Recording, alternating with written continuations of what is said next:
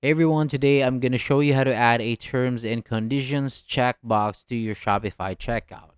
So this can make this can help make sure customers agree to your store policies before completing their purchase. So the expectations are clear before they place an order.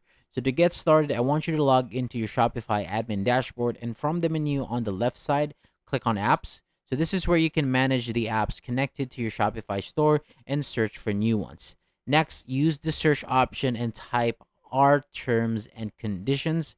And once you find the app in the search results, open its page and click install.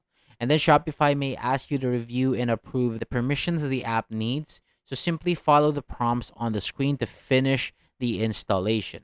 So after the app is installed, open it from your Shopify admin. So in here, you can customize the terms and conditions, message and add important policies such as returns or privacy information.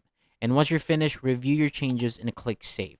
Then go back to the app dashboard and tap enable under getting started to activate the app embed and display the checkbox on your store. So once everything is set up, customers will be able to see the checkbox and confirm that they agree to your terms before continuing with their purchase. And that is how you can add a terms and conditions checkbox to Shopify. Thank you so much for watching. For more videos like this, hit the subscribe button below, and I'll see you on the next video.